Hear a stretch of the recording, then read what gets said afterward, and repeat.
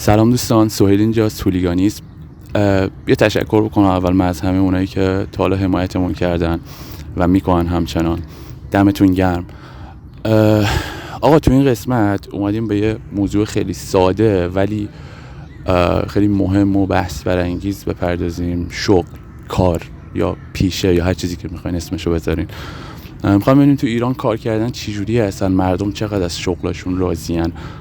حالا درسته بیکاری یه معضلیه، مثلا میلیون ها بیکار ما داریم تو ایران، اما خب اون یه معضل جداست و بحثش جداست. اما سوال ما در واقع اینه که آیا اونایی که کار دارن راضی هستن از شغلشون، از میزان درآمدشون؟ آیا همونی شدن که میخواستن بشن همیشه؟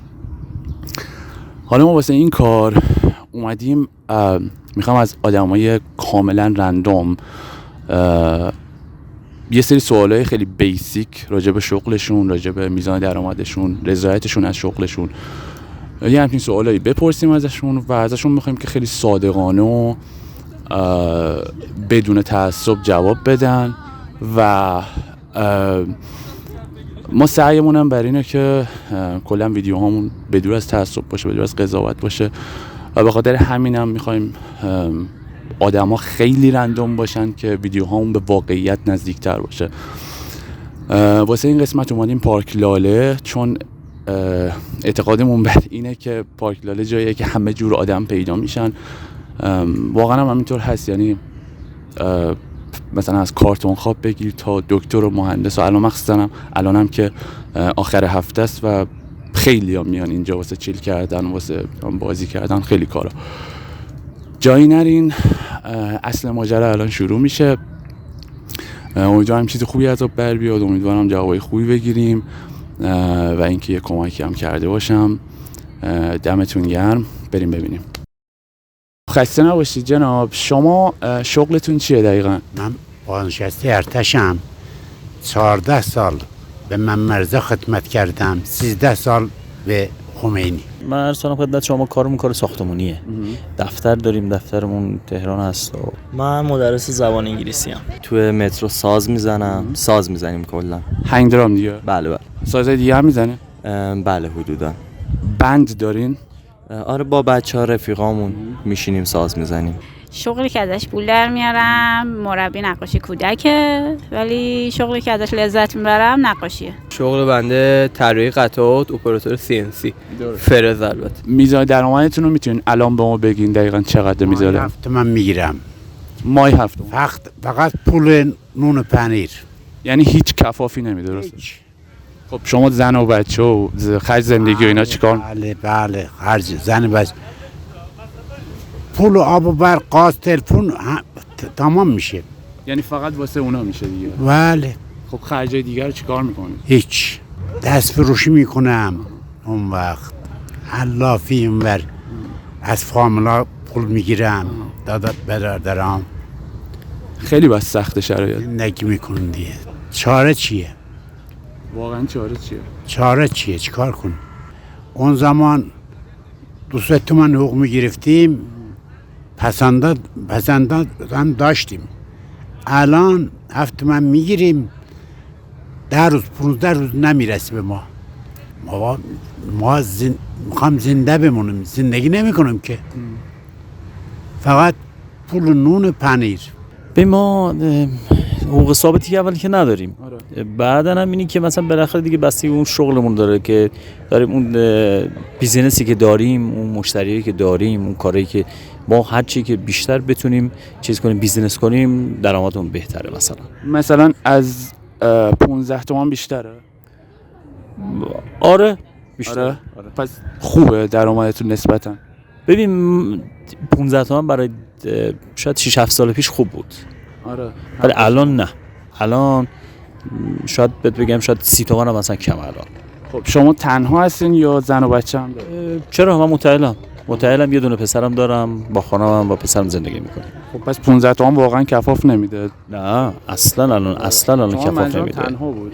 نه برای شاید نمیدونم بالا چی من، چون من الان مجرد که نیستم، ببینم شاید یه مجرد خب در چیزش خرجش بیشتر از یه متعلم باشه الان. درسته. واقعیت ولی خب الان دیگه 15 و خوردی، حالا دیگه هست دیگه 20 تومن 25 تومن 30 تومن بعضی موقع بیشتر، ولی بخوای تو یه سال حساب کنی شاید مثلا بشه 30 تومن 35 40 اون دور برابر باید باشه. واقعا بستگی داره، بستگی به تعداد ساعتی که حالا تدریس میکنی داره، ولی به طور میانگین چیزی حدود 7 الی 8 تومن. 7-8 تومن. پس شما مجردین؟ بله. خب 7-8 تومن کفاف زندگی و خرج و اینا رو میده؟ اگر معمولی زندگی کنی آره. ولی خب قاعدتا توی شهر بزرگی مثل تهران میشه آدم هر هزینه‌ای رو کرد، ولی خب میشه حالا بله میشه زندگی کرد باشه. خب اگه مثلا بخوای یکم معمولی زندگی نکنی اون هزینه ها رو از کجا در میاری؟ خب طبیعتا ساعت بیشتری تدریس میکنم. شغل من یه جوری هستش که شرایط رو جوری هستش که ایجاب میکنه که حتی تا 40-50 تومن هم در ماه در آورد. هول و هوش شلوغ باشه، مترو مردم خوب بیان، ساعتی 400 تومن به بالا. آره ساعتی 400 تومن. مرسی. پس خوبه در اومد اونقدر؟ آره اگه گیر ندن بهمون. کمترین یعنی حداقلش 5 میلیون. 5 میلیون تو ماه دیگه درسته؟ آره. این مقدار درآمد کفاف زندگی و اینا رو میده و اگه نمیده چطوری خب زندگی رو میچرخونه؟ کفاف زندگی خودم آره میده. مجرد هستی؟ آره. خب پس یعنی کافیه واقعا؟ بر من آره، کمتر از اینش هم کافیه. واقعا؟ آره. پس خیلی آدم قانعی هستین در واقع.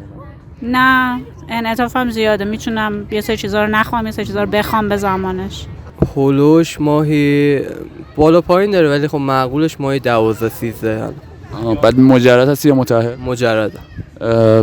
این میزان درآمد کفاف زندگی و خرج و اینا رو میده؟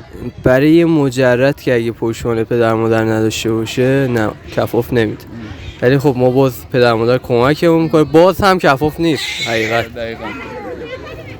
گربه‌ای که آره این به خاطر فصل فکر کن احتمالاً. خب شما چی شد که این شغل رو انتخاب کردی؟ ما یکی از بستگانمون داخل این شغل بود، خب به خاطر یه سری مسائلی که این شغل داره و زمینه‌هایی که در آینده ایجاد میشه برای رفتن از ایران این شغل انتخاب کردم.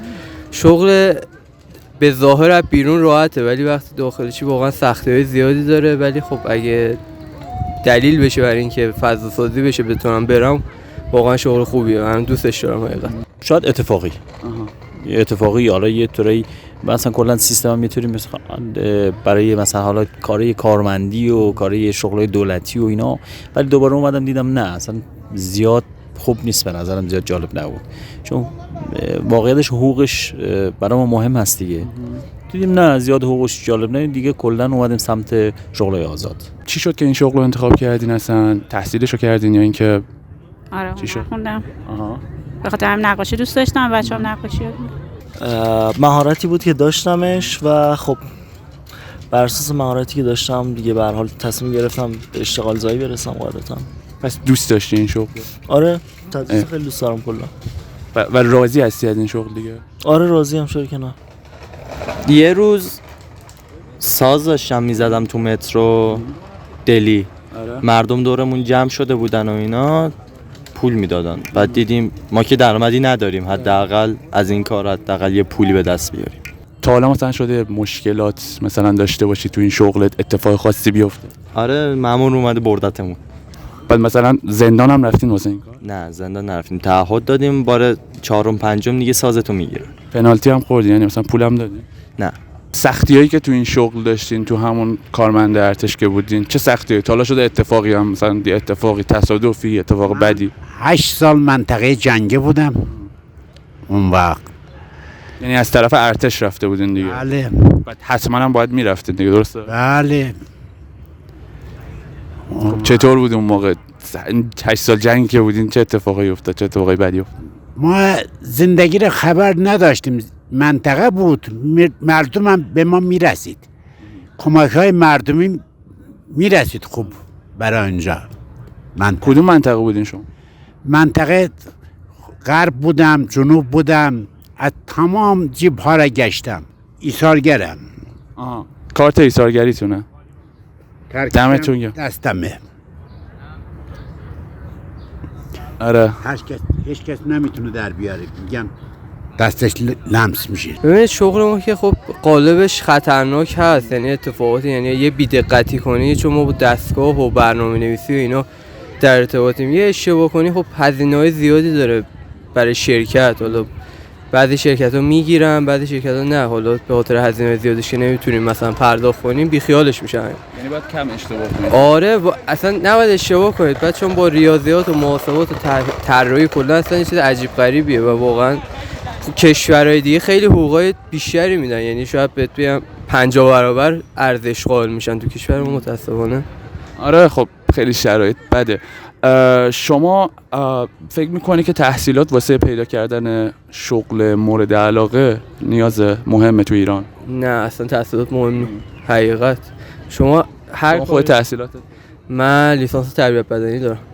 یعنی اصلا مرتبط نیست به این شغل؟ اصلا مرتبط نیست با این شغل. و یعنی با توجه به اون آشنایی که حالا تو این کار بود به صورت معرف هم شد و خب خودم از بچه بودم که اصلا فنی رو علاقه داشتم. با خاطر همین تونستم دووم بیارم. خیلی‌ها که مثلا همین تربیت بدنی میخوام ببری بذاری اونجا، هفته دوم شاید مثلا نتونن تحمل کنن سختی‌های کارو. اصلا تحصیلات در ایران مهم نیست. شما خودتون تحصیلاتتون میتونید بگید؟ من دیپلم زمان شاهنشاهم. اون وقت الان من 3 تا بچه دارم، 2 تا فوق لیسانس پسر، یه دختر دارم دکترا داره، بیکارم. دکترا داره بیکاره؟ بله. مصداق کامل اینه که تحصیلات هیچ این ایران ارزش نداره. اونا که تحصیل ندارن بالاترین شغل دارن، اون وقت هر کدام اون پارتی دارن، آدم دارن، هر کدامشون 2 تا 3 تا شغل دارن، کار میکنن. یه تعداد مثل من پارتی ندارم، کسی ندارم، باید بچه‌ام بیکار بمونه. خب ببین الان من به نظرم نه، چون الان من خیلی از دوستامون هستم که اصلا من اصلا خودم تحصیلاتم چیزم مدیر بازرگانی ام، ولی اصلا کلا توی رشته دیگه دارم تحصیل. بعد من قبلا هم مثلا بودم توی کار مثلا صادرات اینا مثلا بودیم توی شرکتی، ولی دیدم نه حقوق آنچنانی فایده نداره و دیگه اومدیم کلا آزاد شروع کردیم الان آزاد کار میکنیم. الان بازم مثلا من الان دارم درس میخونم، بازم به رشته کاریم مثلا ارتباطی ندارم، دارم حقوق میخونم، ارتباطی هم نداره. هنوز دارین درس میخونی؟ آره من الان چیزام دانشگاه کرج دارم میخونم، دانشگاه آزاد دارم میخونم، ولی ربطی به کارم نداره واقعیتش. ببینید شغل من الان خیلی تحصیلات آکادمیکی لازم نداره، به طور کلی میگم بسته به شغلش داره. شما قاعدتا خب طبیعتا بعضی از شغل‌ها نیاز به در واقع یه سری تحصیل آکادمیک و حالا به هر حال یک سری ساعت خاصی واقعا براش وقت بذاری تا بهش برسی. ولی تا جایی که من میدونم حتی اکثر رشته‌ای که توی دانشگاه الان تدریس میشه به صورت پروژه‌های در واقع ورکشاپ بیرون ارائه میشه و خیلی هم لازم نیست با مدرک خاصی بهشون رسید. یعنی مثلا پروژه‌ای که من تا جایی که من اطلاع دارم معماری داخلی و دیزاینر اینجور چیزا ورکشاپ‌هاشون هست و حتی حالا کلاس‌های آشپزی مختلف یا حتی کلاس نقشه کشی حتی تا جایی که من میدونم همچین دوره‌ای هست. یا مثلا من رشته اصلیم مهندسی ایمنی کار هستش و میدونم حالا لازم نیست لزوما تحصیلات دانشگاهی داشته باشید، دوره‌های مختلفی هست که میشه به عنوان یک مهندس HSC رفتی اون دوره‌ها رو در واقع شرکت کرد و بعد از اون به درآمدزایی رسید. یعنی نه واقعا جز شاید بعضی از رشته‌های خاص که لزوم حالا تحصیلات آکادمیک و یک سری مدرک خاص هست، اکثر موارد نه. حقیقتا این تو ایران نه. تو ایران به نظرم تحصیلات زیاد مهم نیستش. هر لحظه شما مثلا کاری گرافیکی بخوای بکنی به کارت نگاه میکنن نه به تحصیلاتت، یا مثلا ساز بخوای بزنی به دیپلم مثلا موسیقیت نگاه نمیکنن، به مدل ساز زدنت نگاه میکنن. تو ایران رو نمیدونم ولی به نظر من مهم نیست. مهم نیست؟ نه. چطور؟ خب شما خودتون تحصیل یعنی تو دانشگاه نقاشی خوندید؟ من تنها آدمیم که تونستم بر حسب اون چیزی که دوست داشتم، یعنی من ریاضی خوندم ولی دلم خواست و انتخاب کردم و انتخابم انجام دادم. ولی خیلی‌ها تونستم مهندس باشم ولی بتونم برن تئاتر کار کنن یا هر کار دیگه. خانم شما 10 سال دیگه خودتون رو کجا می‌بینید تو این شغل؟ حالا یا دوچرخه سواری هم به هر حال یه جور شغله. 10 سال سوال سخت مثلا راجع به آینده فکر نمی‌کنم. ولی قطعاً هر جای خوبیه، یعنی بر طبق اون انتخابی که تا حالا داشتم و خودم دوست دارم میدونم جایی که خودم دوست دارم، خفنه و دوستش دارم. خب همین خیلی خوبه، امید داریم. آره. خب دوچرخه سواری هم حالا یه سوال شخصی، دوچرخه سواری هم تا حالا مثلا رتبه و مقام و اینا آوردین مثلا جدی تا حالا حرفه؟ نه فقط تفریح. من اگه 10 سال دیگه تو این شغل باشم مطمئنا ایران نیستم و میرم. واقعیت اگه شرایطش اوکی بشه میرم، دلیلی برای موندن نیست حقیقت. سوال سختیه واقعا، اینکه حالا بسته به شرایط زندگی داره واقعا. خیلی قطعاً یه برنامه به خصوص طبیعتا همینطوره، به خصوص حالا با توجه به تورم فعلی توی این کشور.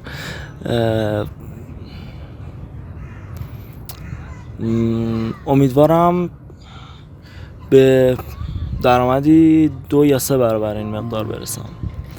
یه چیزی هم حالا بگم 10 سال دیگه فکر کنم 2 یا 3 برابر این مقدار آره قطعا باید 10-15 برابر بشه. ولی چیزی که به طور حالا قطعی مطمئنم تا 10 سال آینده قطعا خیلی وضعیتم بهتر از این خواهد شد.